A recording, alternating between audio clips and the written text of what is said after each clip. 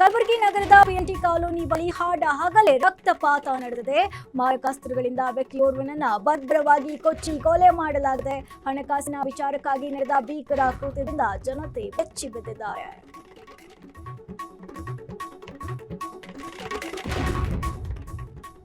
ವಾಣಿಜ್ಯ ನಗರಿ ಹುಬ್ಬಳ್ಳಿಯಲ್ಲಿ ಮತ್ತೊಮ್ಮೆ ಲವ್ ಜಿಹಾದ್ ಸದ್ದು ಮಾಡ್ತಾ ಇದೆ. ಜಿಮ್ಗಳು ಈಗ ಲವ್ ಜಿಹಾದ್ನ ಕೇಂದ್ರಗಳಾಗ್ತಾ ಇದೆ ಅಂತ ಹಿಂದೂಪರ ಸಂಘಟನೆಗಳು ಗಂಭೀರ ಆರೋಪವನ್ನ ಮಾಡಿದೆ. ಯುವತಿಯೊಬ್ಬಳಿಗೆ ಜಿಮ್ನಲ್ಲಿ ಪರಿಚಯವಾಗಿ ಲವ್ ಜಿಹಾದ್ ಮಾಡ್ತಿದ್ದ ಆರೋಪದ ಮೇಲೆ ಯುವಕನನ್ನ ಹಿಡಿದು ಪೊಲೀಸರಿಗೆ ಒಪ್ಪಿಸಲಾಗಿದೆ. ಮೈಸೂರು ಜಿಲ್ಲೆಯ ನಂಜನಗೂಡಿನಲ್ಲಿ ಹಳೆಯ ದ್ವೇಷಕ್ಕೆ ಮೃತನ ಅಣ್ಣನನ್ನ ಹಗ್ಗದಿಂದ ಕಟ್ಟಿ ಬೀದಿಯಲ್ಲಿ ಎಳೆದೊಯ್ದು ಮೃಗೀಯವಾಗಿ ಹಲ್ಲೆ ನಡೆಸಲಾಗಿದೆ. ಕೆಂಪಸಿದ್ದನಹುಂಡಿ ಗ್ರಾಮದಲ್ಲಿ ನಡೆದ ಈ ಘಟನೆಯಿಂದ ಆನಂದೀಗ ಸಾವು ಬದುಕಿನ ನಡುವೆ ಹೋರಾಡ್ತಾ ಇದ್ದಾರೆ. ಆದರೆ ಪೊಲೀಸರು ಮಾತ್ರ ಕುಂಭಕರ್ಣ ನಿದ್ರೆಗೆ ಜಾರಿದ್ದಾರೆ ಎಂಬ ಆರೋಪ ಕೇಳಿ ಬಂದಿದೆ. ಚಿತ್ರದುರ್ಗ ಜಿಲ್ಲೆಯ ಭರಮಸಾಗರದಲ್ಲಿ ಸಿನಿಮಾ ಮಾದರಿಯ ಹೈ ಡ್ರಾಮಾ ನಡೆದಿದೆ. ಪ್ರೀತಿ ಮಾಡಿ ಮದುವೆಯಾದ ಜೋಡಿಯ ವಿಚಾರಕ್ಕೆ ಎರಡು ಕುಟುಂಬಗಳ ನಡುವೆ ಬೀದಿ ಕಾಳಗ ನಡೆದಿದ್ದು ಸಾರ್ವಜನಿಕರು ಬೆಚ್ಚಿ ಬೀಳುವಂತೆ ಮಾಡಿದೆ.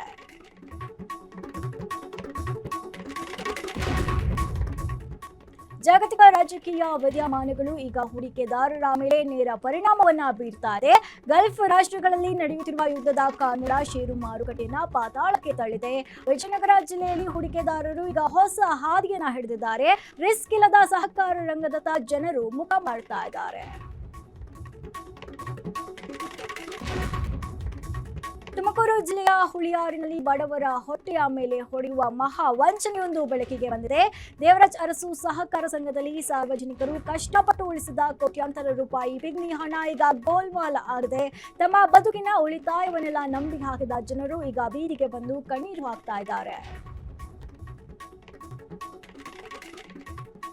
ಗದಗ ನಗರದಲ್ಲಿ ಈಗ ಮುಸುಕುದಾರಿ ಕಳ್ಳರ ಗ್ಯಾಂಗ್ ಎಂಟ್ರಿ ಕೊಟ್ಟಿದೆ. ರಾತ್ರಿ ವೇಳೆ ಬೀಗ ಹಾಕಿದ ಮನೆಗಳನ್ನೇ ಟಾರ್ಗೆಟ್ ಮಾಡಿ ಕಳ್ಳತನಕ್ಕೆ ಯತ್ನಿಸ್ತಾ ಇದ್ದಾರೆ. ಕೈಯಲ್ಲಿ ರಾಡ್, ಬ್ಯಾಟರಿ ಮತ್ತು ಪಿಕಾಸಿಗಳನ್ನ ಹಿಡಿದು ಬೀಗ ಹಾಕಿದ ಮನೆಗಳನ್ನೇ ಹುಡುಕುತ್ತಿರುವ ಈ ಗ್ಯಾಂಗ್ ಸಾರ್ವಜನಿಕರಲ್ಲಿ ಅತೀವ ಆತಂಕ ಮೂಡಿಸಿದೆ.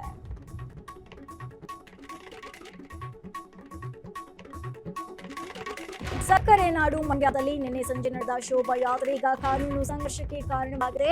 ವಿಎಚ್ಪಿಬ ಬಜರಂಗ ದಳ ದುರ್ಗಾವಾಹಿನಿ ಹಾಗೂ ಶ್ರೀರಾಮಾಂಜನೇಯ ಸಮಿತಿ ವತಿಯಿಂದ ಆಯೋಜಿಸಲಾಗಿದ್ದ ಈ ಮೆರವಣಿಗೆಯಲ್ಲಿ ನಿಯಮ ಮೀರಿ ಡಿಜೆ ಬಳಸಿದ ಆರೋಪ ಕೇಳಿಬಂದಿದೆ. ಈ ಹಿನ್ನೆಲೆ ಪೊಲೀಸರು ಈಗ 12 ಮಂದಿ ವಿರುದ್ಧ ಎಫ್ಐಆರ್ ದಾಖಲಿಸಿದ್ದಾರೆ.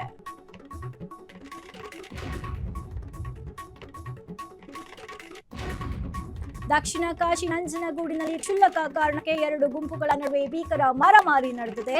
ಕಾರ್ ಪಾರ್ಕಿಂಗ್ ಮಾಡುವ ವಿಚಾರವಾಗಿ ಶುರುವಾದ ಜಗಳ ಚಾಕು ಚೂರಿ ಇರಿತದ ಹಂತಕ್ಕೆ ತಲುಪಿತು. ಇಡೀ ಬಡಾವಣೆಯೇ ಬೆಚ್ಚಿ ಬೀಳುವಂತೆ ಮಾಡಿದೆ.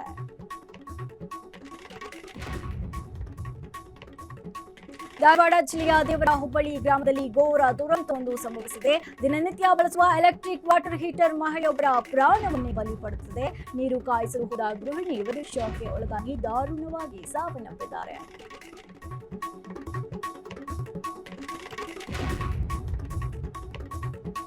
ಧಾರವಾಡ ಜಿಲ್ಲಾಧಿಕಾರಿ ಕಚೇರಿಯ ಮುಂಭಾಗದಲ್ಲಿ ದುಷ್ಕರ್ಮಿಗಳು ವಾಮಾಚಾರ ಮಾಡಿದ್ದಾರೆ. ದವನದ ಹುಣ್ಣಿಮೆಯೆಂದು ನಡೆದ ಈ ಘಟನೆ ಇಡೀ ಜಿಲ್ಲಾಡಳಿತವನ್ನೇ ಬೆಚ್ಚಿ ಬೀಳಿಸಿದೆ. ಎಂತಹ ಜನನಿಬಿಡ ಮತ್ತು ಹೈ ಸೆಕ್ಯೂರಿಟಿ ಇರೋ ಜಾಗದಲ್ಲಿ ಪಾಪಿಗಳು ವಾಮಾಚಾರ ಮಾಡಿ ಪರಾರಿಯಾಗಿದ್ದು ಕಚೇರಿಗೆ ಕೆಲಸಕ್ಕೆ ಬಂದ ನೌಕರರು ಈ ವಸ್ತುಗಳನ್ನ ಕಂಡು ಭಯಭೀತರಾಗಿದ್ದಾರೆ.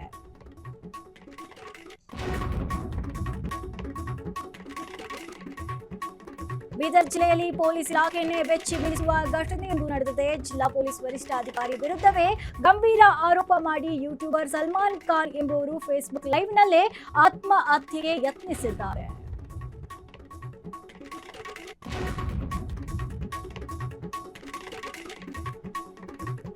ಕಲಬುರಗಿ ನಗರದ ಕಾಂತಾ ಕಾಲೋನಿಯಲ್ಲಿ ಭೀಕರ ಅಗ್ನಿ ಅವಘಡವೊಂದು ಸಂಭವಿಸಿದೆ. ವಿದ್ಯುತ್ ಶಾರ್ಟ್ ಸರ್ಕ್ಯೂಟ್ನಿಂದಾಗಿ ಹೊತ್ತಿಕೊಂಡ ಬೆಂಕಿ ನೋಡುತ್ತಿದ್ದಂತೆಯೇ ಇಡೀ ಮನೆಯನ್ನ ಆಹುತಿ ತೆಗೆದುಕೊಂಡಿದೆ. ಶಿಕ್ಷಕಿ ಶಶಿಕಲಾ ಎಸ್ ನರೋಡ್ಕರ್ ಎಂಬುವರಿಗೆ ಸೇರಿದ ಈ ಮನೆಯಲ್ಲಿ ಈಗ ಸ್ಮಶಾನ ಮೌನ ಆವರಿಸಿದೆ.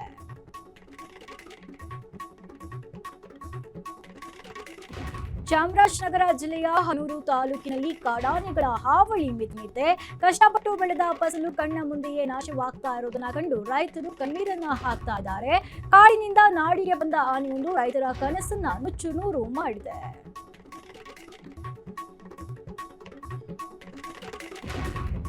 ಕೆಜಿಎಫ್ ಸರಣಿಯ ನಂತರ ನಿರ್ದೇಶಕ ಪ್ರಶಾಂತ್ ನೀಲ್ ತೆಲುಗು ಸಿನಿಮಾಗಳಲ್ಲೇ ಬ್ಯುಸಿಯಾಗಿದ್ದು ಅತಿಯಾದ ಪರ್ಫೆಕ್ಷನ್ ಹಾಗೂ ಸಿನಿಮಾ ತಯಾರಿಯ ನಿಧಾನಗತಿ ಸ್ಟಾರ್ ನಟರಿಗೆ ತಲೆನೋವಾಗಿ ಪರಿಣಮಿಸಿದೆ.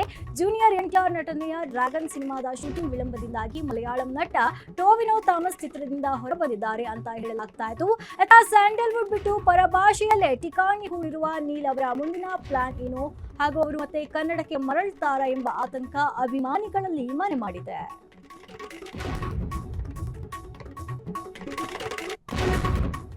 ನನ್ನ ಮಗಳಿಗೆ ನ್ಯಾಯ ಸಿಗದಿದ್ರೆ ಪುತ್ತೂರು ಮಹಾಲಿಂಗೇಶ್ವರ ದೇವರ ಧ್ವಜಸ್ತಂಭದ ಮುಂದೆ ಕುಳಿತು ಪ್ರತಿಭಟಿಸುತ್ತೇನೆ. ಅನ್ಯಾಯಕ್ಕೊಳಗಾದ ಹೆಣ್ಣು ಮಗಳ ತಾಯಿ ನಮಿತಾ ಆಕ್ರೋಶದ ನುಡಿಯಾರದು. ಪುತ್ತೂರಿನಲ್ಲಿ ನಡೆದ ಸುದ್ದಿಗೋಷ್ಠಿಯಲ್ಲಿ ಪಿಜಿ ಜಗನ್ನಿವಾಸನ ವಿರುದ್ಧ ನಮಿತಾ ಗಂಭೀರ ಆರೋಪಗಳನ್ನ ಮಾಡಿದ್ದಾರೆ.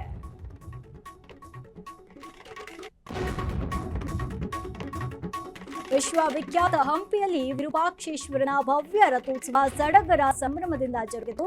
ಕರ್ನಾಟಕ ಸೇರಿದಂತೆ ನೆರೆ ರಾಜ್ಯಗಳ ಲಕ್ಷಾಂತರ ಭಕ್ತರು ರಥ ಎಳೆದು ಪುನೀತರಾಗಿದ್ದಾರೆ. ದೊಡ್ಡ ರಥದ ಬೆನ್ನಲ್ಲೇ ವಿದ್ಯಾಶಂಕರನ ಚಿಕ್ಕ ರಥವು ಸಾಗಿದ್ದು ಹಂಪಿಯ ಬೀದಿಗಳಲ್ಲಿ ವಿರೂಪಾಕ್ಷ ನಾಮಸ್ಮರಣೆ ಮೊಳಗುವ ಮೂಲಕ ಭಕ್ತಿ ಪರಾಕಾಷ್ಠೆ ತಲುಪಿತು. ರಥದ ಮೇಲಿನ ಬಾವುಟವು ಲಕ್ಷಾಂತರ ರೂಪಾಯಿಗೆ ಹರಾಜಾಗಿದ್ದು ವಿಶೇಷವಾಗಿದೆ.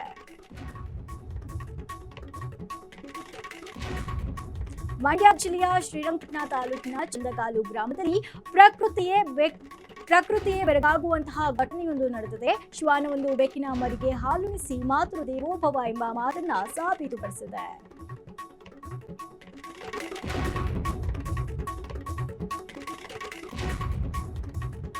ದಿ ಕೇರಳ ಸ್ಟೋರಿ ಖ್ಯಾತಿಯ ನಟಿ ರಾಧಾ ಶರ್ಮಾ ಇನ್ಸ್ಟಾಗ್ರಾಮ್ನ ಆಸ್ಕ್ ಮಿ ಎನಿಥಿಂಗ್ ಸ್ಪೆಷಲ್ನಲ್ಲಿ ನೆಟ್ಟಿಗನೊಬ್ಬ ನಿಮ್ಮ ಸೈಜ್ ಎಷ್ಟು ಎನ್ನುವ ಪ್ರಶ್ನೆಗೆ ಟಪ್ಪಲಿ ತೋರಿಸುವ ಮೂಲಕ ಇದು ಸೈಜ್ 9 ಅಂತ ಕಡಕಾರಿ ಪ್ರತಿಕ್ರಿಯಿಸಿದ್ದಾರೆ.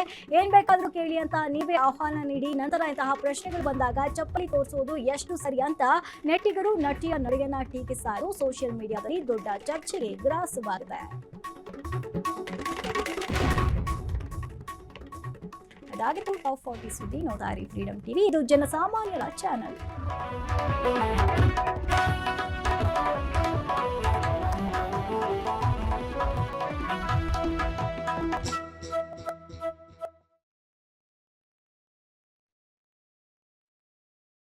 ಕ್ಷಣ ಕ್ಷಣದ ಸುದ್ದಿಗಳಿಗಾಗಿ ಫ್ರೀಡಂ ಟಿವಿ ಸಬ್ಸ್ಕ್ರೈಬ್ ಮಾಡಿ, ಲೈಕ್ ಮಾಡಿ ಹಾಗೂ ಫಾಲೋ ಮಾಡಿ.